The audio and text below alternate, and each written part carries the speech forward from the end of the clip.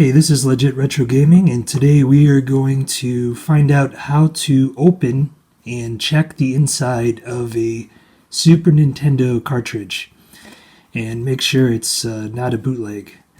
So this is for those of you who are wondering how I open my cartridges in my other videos.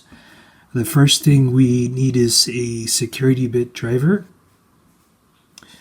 You can buy these off of Amazon or eBay for pretty cheap, usually under $10 for a set. They come in 3.8mm and 4.5mm sizes. So yeah, they're not too expensive. I believe this is a 3.8mm, but like I said, usually you can buy these in a set, so if one is too big or too small, you can use the other one. And just make sure that that it's listed for SNES games in the product description. Anyway, what we have to do first is we have to press down on the screw with some firmness and turn the driver to the left. Some of these screws are kind of hard to undo. So for those games, you'll have to apply a decent amount of pressure.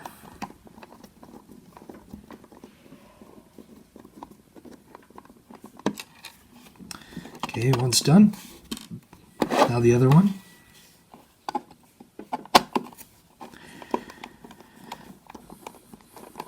There's only two of these you have to unscrew, and it's pretty simple after that. So Super Nintendo games are really not that hard to open up. There's the other one. Okay, now what we're going to do is we're going to slide the top part of the cartridge down.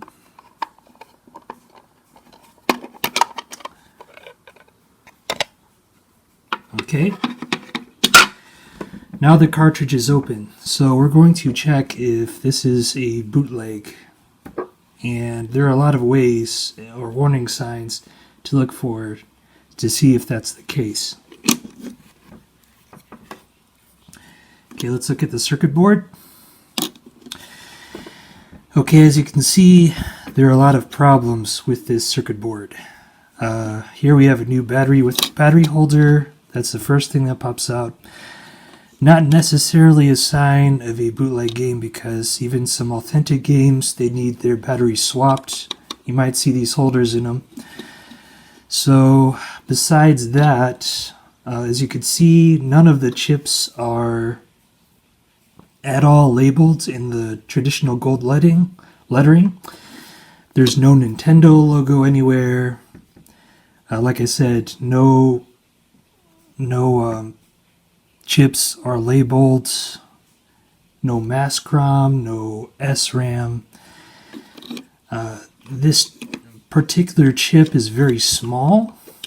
Usually if there's a battery connected to the chip, the PCB, if it's a save game, Super Nintendo game, you will usually have a PCB that's this big, not this big.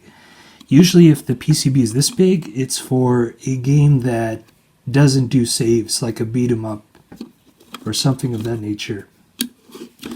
But this is an RPG, so the game should be at least this big, the circuit board.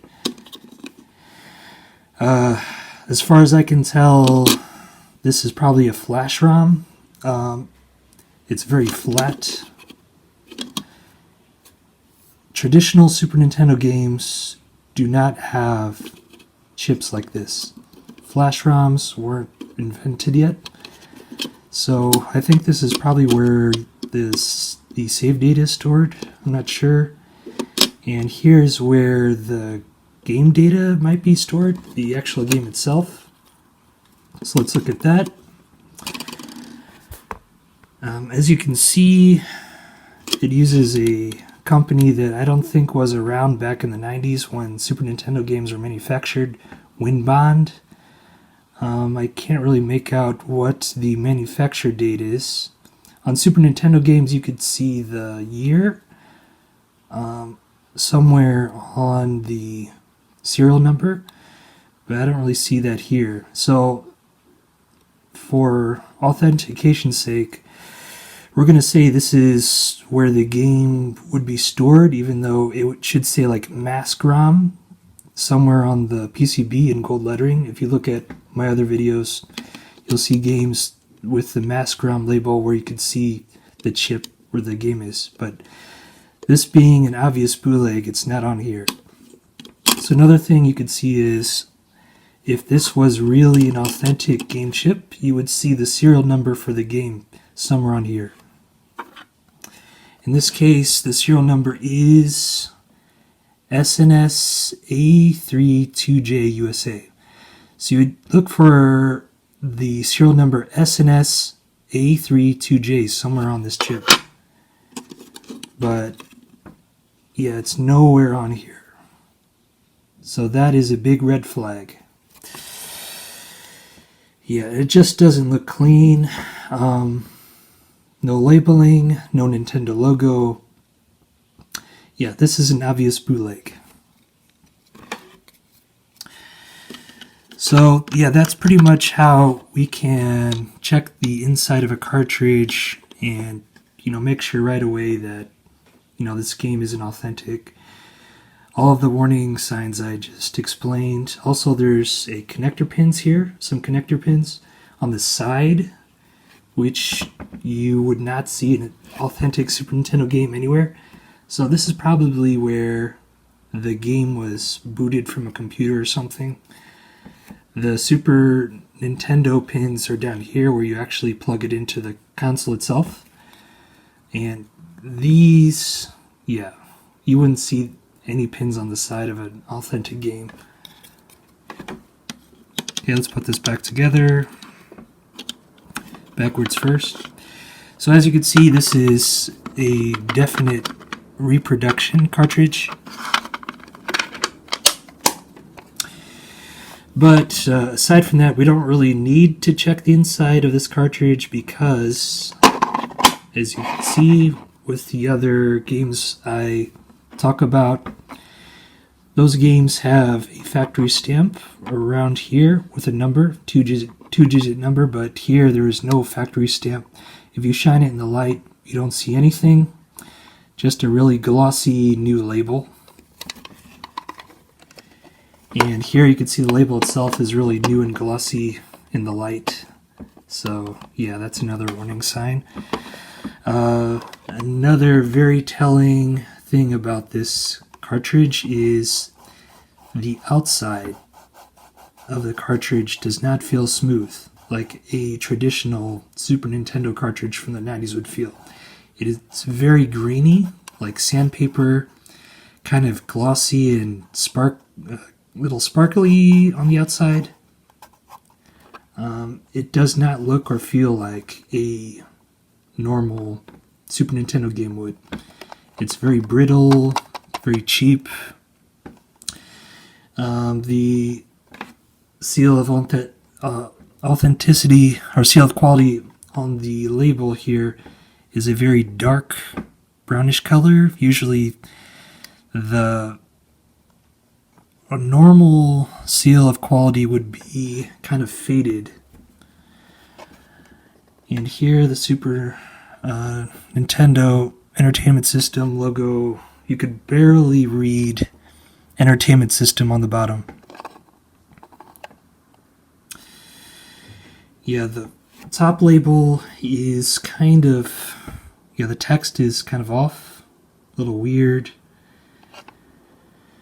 Same as the serial number itself. It's very thin, a little blurry, kind of hard to make out. Yeah, but besides all that, you don't really need to see all of these warning signs because you should know right away that this is a reproduction, because this is a Fire Emblem game for the Super Nintendo, and no American Fire Emblem games exist for the North American Super Nintendo. So yeah, this is a bootleg. So yeah, these are things to watch out for to make sure, you know, for sure that the game is a bootleg.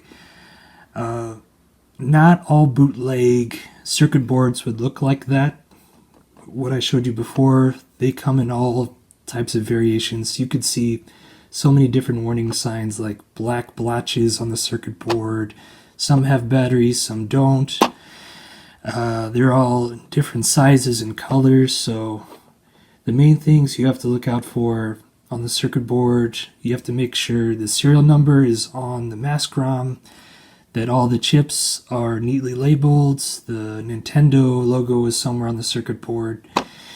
But this game, being a reproduction, doesn't have any of that.